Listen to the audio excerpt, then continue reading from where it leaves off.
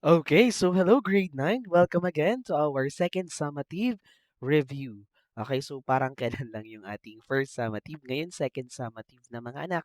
So kakamustahin ko lang, kamusta naman yung inyong first summative test? Nakakuha ba ng mataas na score? Pwede namang i-comment sa ating comment section kung ano ba yung update.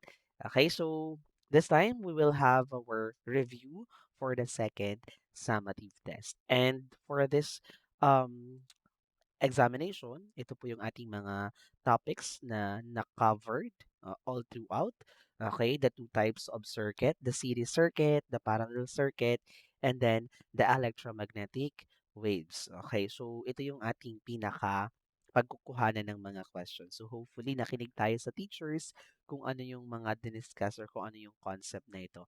So you don't have to memorize all of the terms, you just have to familiarize, okay, the keywords, the terms, or the concept, kung ano ba yan. Okay, so let's start.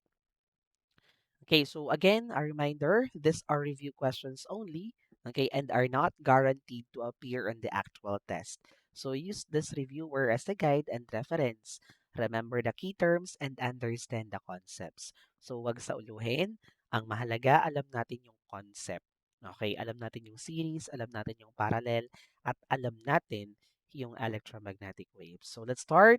Okay, the sample questions, read and analyze.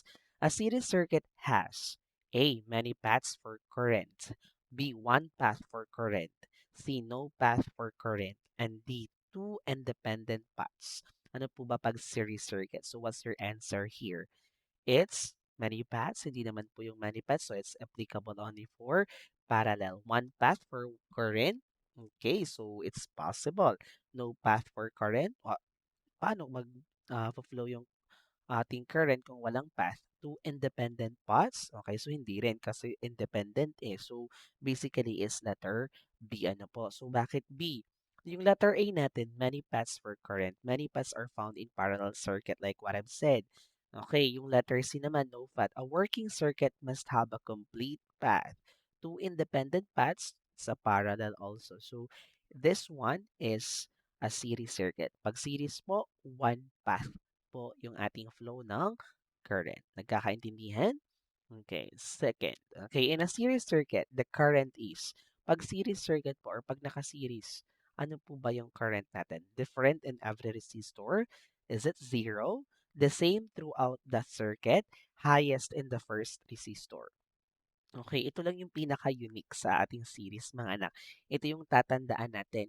Kasi, okay, sa series, yung kanyang current is equal in all parts. Meaning, resistor 1 is equal to resistor 2 is equal to resistor 3. Pagdating sa current. Okay, so yung letter A, different, it's mali na. Letter B, 0, edi mali din. Highest and first resistor, mali din. Kasi it's equal, no? Meaning the same throughout the circuit. It's letter C. So letter A, different in every resistor. In a series circuit, the current does not change. In all parts, the same po lagi. Ano po? Okay, this letter B, 0. Okay, current flows in a complex series circuit, hindi po zero. Okay, letter D, highest in the first resistor, the current is equal. Tatandaan natin in all parts of the series circuit. Ano po ba? Naku, yung nag-iiba-iba yung value sa series. Ang nag-iiba-iba yung value sa series is yung ating voltage. Iba yung voltage ng resistor 1, resistor 2, and resistor 3. Kumbaga, let's say ang total voltage is 60 at meron tayong tatlong resistor. Okay, paghahatian nila yung 60 volts but depende pa rin doon sa kanilang resistance or amount ng resistance. Pero let's say yung 3 resistor is equal yung resistance. Let's say yung resistance nung first resistor is 5, second is 5, and then the third one is 5. So basically, lahat po yun is makaka-receive ng same amount ng voltage pag parehas yung resistance. Okay, ano po? Pero tandaan natin, okay, tandaan natin, paghahatian nila. Okay, i-divide sa series circuit yung total voltage. Hindi po pwedeng ang total voltage ay 120, ang first resistor ay makaka-receive ng 120, yung second resistor ay 120. No. Okay, hindi po ganun. Ang same po sa ating series ay current. Sir, paano naman yung resistance sa series ulit? Pinagpa-plus lang natin lahat ng resistance sa ating series. Resistor 1 plus resistor 2 plus resistor 3. Napakadali. Ano po? Okay, so in a series circuit, the total resistance is A equal to 1 resistor, B the sum of all resistances, C always 0, D smaller than 1 resistor. Nasabi ko na, di ba? In a series circuit, yung resistance is you just have to add all the resistors. So it's the sum of all resistances, letter B. Okay, so yun po. Okay, in a series circuit, the total resistance is the sum of all the values. Okay, hindi po siya 0 or smaller than 1 resistor. Hindi rin po equal. Ano po? Next. In a parallel circuit, the voltage across each branch is okay, in parallel ha. Parallel ang ating tinatanong dito. Okay, yung voltage across each branch.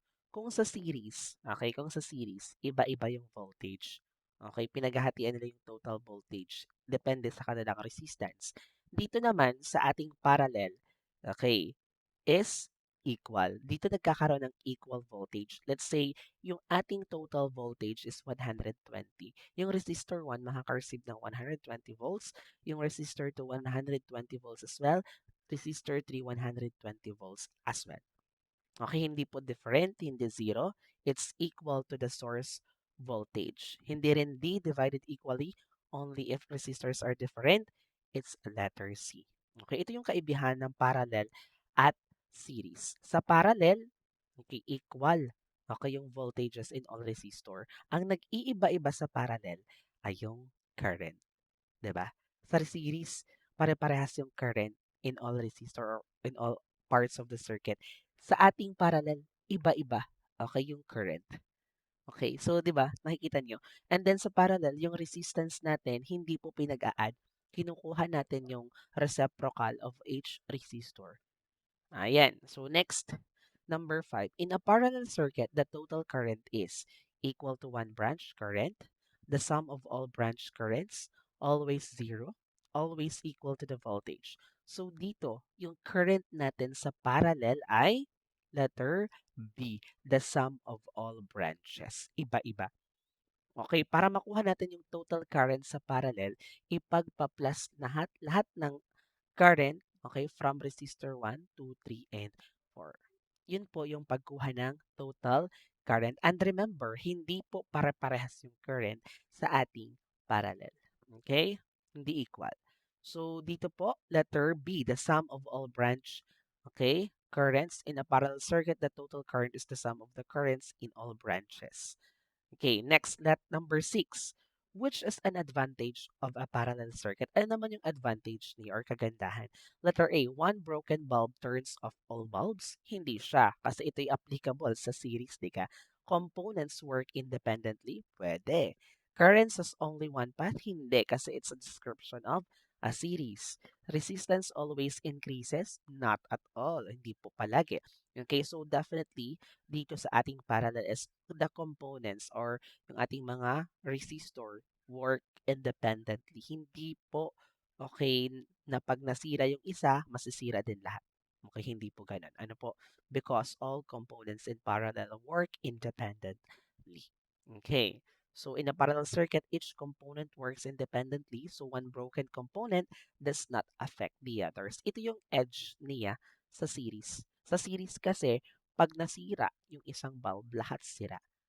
Okay. Sa parallel, pag nasira yung isa, gagana pa din yung iba because the components work independently. Okay, next. Which is a disadvantage of a series circuit? Ito yon. Ano yung pangit daw sa series? A. Expensive wiring, masyadong mahal. One broken component stops the whole circuit. Uses many branches, hindi po. Kasi one path, di ba? Hindi po many branches. Bulbs always become brighter. Okay. So, dito po sa atin, ano yung disadvantage niya? Letter B. Ito yung pangit sa kanya kasi pag nasira yung isang component, lahat sira.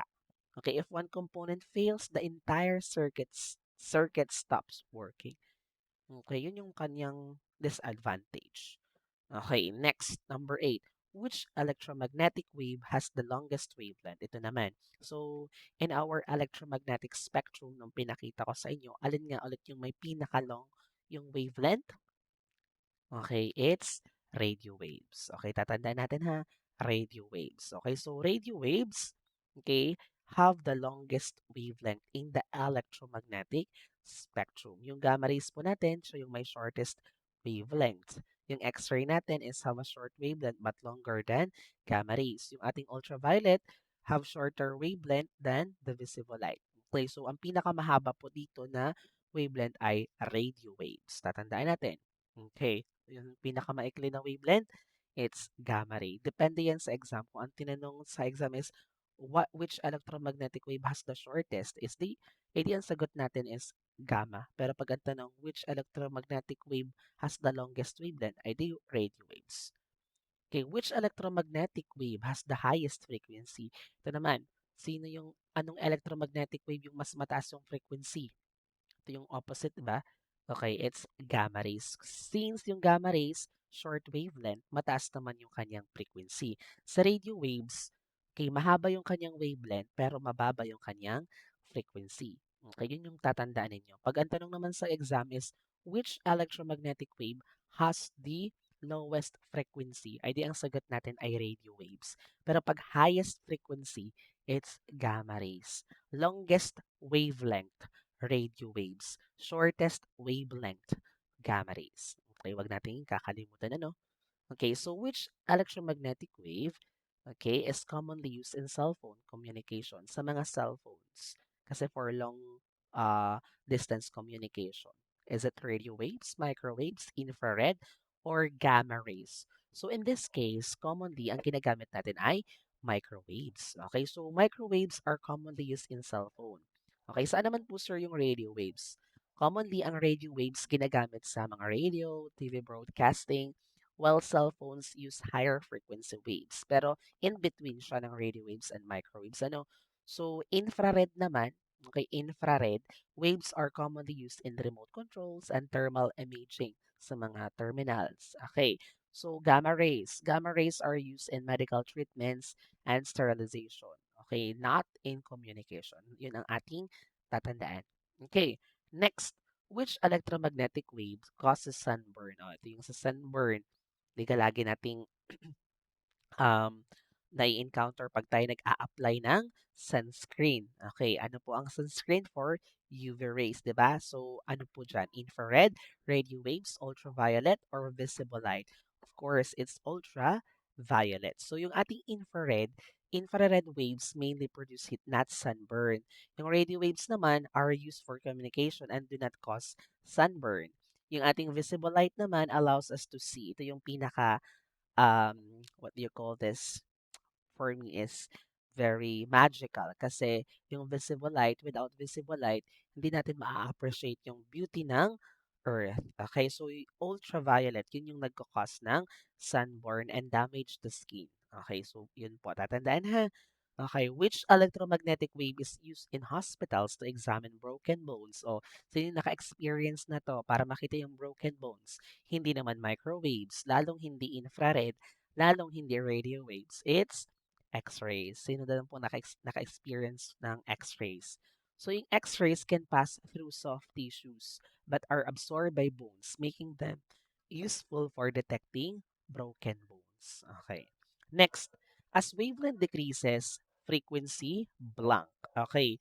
Decreases, increases, remains the same, or becomes zero.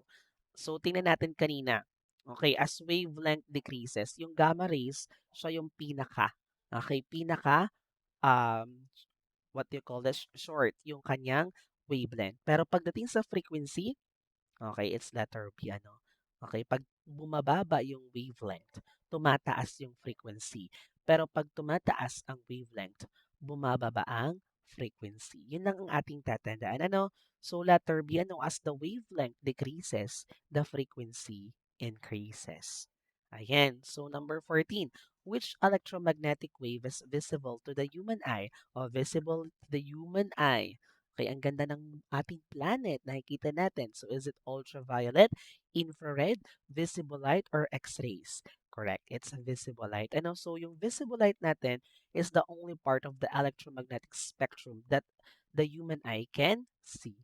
Okay, so which statement is true about electromagnetic waves? So electromagnetic waves need a medium to travel. Kailangan daw ng medium. When I say medium, kailangan ng solid, liquid, and gas for it to be transmitted. Kailangan ba? Or letter B, electromagnetic waves cannot travel through space. Okay, letter C, electromagnetic radiation is energy that travels as a waves. Or letter D, radio waves have the highest energy. Hindi rin kasi siya ay low energy kasi siya ay mahaba yung kanyang wavelength. So, ang tama dito is letter C, ano? Kasi electromagnetic radiation is an energy that travel as a wave. Parang wave siya, ano? Mali yung letter B. Nakaka-travel po ang EM sa space or sa vacuum. Okay, so dito, ayan, electromagnetic radiation is energy that travels through space as a wave. So now we are done on that. Proceed na tayo sa problem solving. Okay, the idea of Ohm's law. Ano nga po ulit yung Ohm's law? Okay, current is what? Directly proportional to voltage and inversely proportional to its resistance. And remember, okay, yung formula natin, IVR or current is equal to voltage divided by resistance. Okay, yung symbol natin ng current, capital I, unit is ampere. Okay, for voltage, capital V, ang unit po natin ay volts. For resistance, capital R, at ang unit natin ay ohms. Tatandaan natin. So what is a voltage again? It's like the electrical push. Okay, without it, okay, so the electrons present in a particular conducting wire will not flow. Kumbaga siya yung nagtitrigger. Lahat naman kasi ng mga material may electron na present na dun sa ating conducting wire. Okay, ang ating aantayin lang is yung energy na magpupush sa kanila at yun yung voltage. Okay, so current is the flow of electric charge, definitely the flow of electrons in an electric circuit. That's current. And then resistance is the opposition. Okay, opposition. And the resistance is an important, 'di ba? Important in a circuit kasi without resistance possible magkaroon tayo ng mga may mga sumabog. Okay, masira yung ating entire circuit pag sobrang bilis or dami yung nagfo-flow na current. Kumbaga siya yung parang sa kotse is preno. Okay, minor. Okay, in our previous discussions sa three laws of motion, para siyang inertia, resistance in motion. Ano po? Or the opposition. Okay, so Ohm's law, pwede nating tandaan yung triangle method if we want to derive the other formula.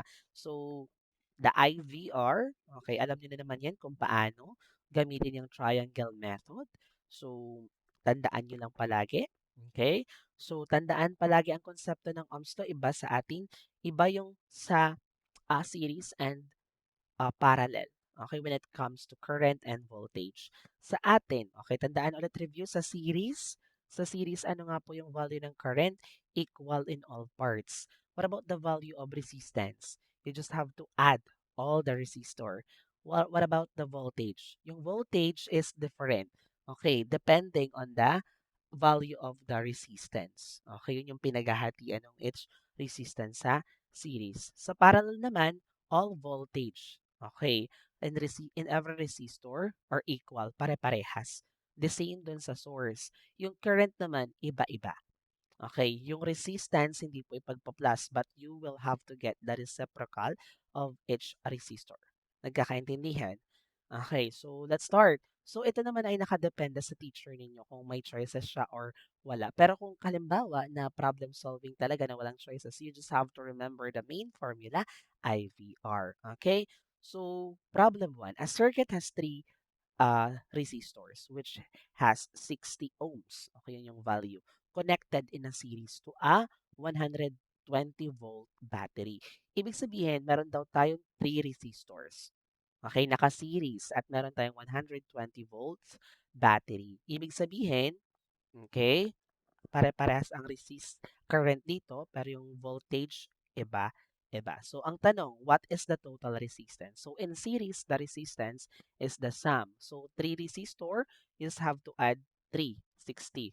Okay, tatlong 60, 3 na 60. 60 plus 60 plus 60. So, what's that? Okay, it's 180. So, in a series circuit, resistance are added. 60 plus 60 plus 60 is equal to 180 ohms. That's the answer. Ano po? So, what is the total current? Ito naman, okay, pare-parehas. So, ano yung ating formula ng current? Current is equal to voltage divided by resistance. Okay, so ito po, it's 0.67. So, substitute lang natin yung 120 volts, 180 the value of resistance. Okay, so 120 divided by 180 is equal to 0.67 ampere. Okay, so same po. Okay, yung ating current in all parts of the circuit. Hindi na po natin yan i-divide. What is the current through each resistor? Okay, ano daw yung current ng resistor 1, 2, 3? Okay, since sa series yan, it's the same. All parts. It's always 0.67 ampere. No need to solve it. Okay, so what is the voltage across each resistor? Ito yung isa-solve natin. So you just have to derive the formula, IVR. So ibig sabihin, ano yung formula ng voltage? Voltage is equal to current times resistance. Okay, so ano yung value ng current? You have 0.67 times the value of, okay, what? Resistance, 180. Okay, so is equal to 40. Ano, 40 volts. Since pare-parehas naman yung value ng resistor, 60 ohms, so 40 volts each. Pinaghatian lang nila yung 120. Tig 40 sila. Okay, 40 volts in resistor 1, 40 volts in resistor 2, and 40 volts in resistor 3. Mas mahirap pag iba-iba yung value ng resistance. Ano po? Next, what is the total voltage of the current? Ito po yung total voltage given na din naman sa problem, it's 120 volts. Ano po? Hindi na po isosolve yan. So, 3, okay, problem 2. Okay, it's a parallel naman na 3 resistors which has 60 ohms are connected in parallel to a 120 volt source. Similar.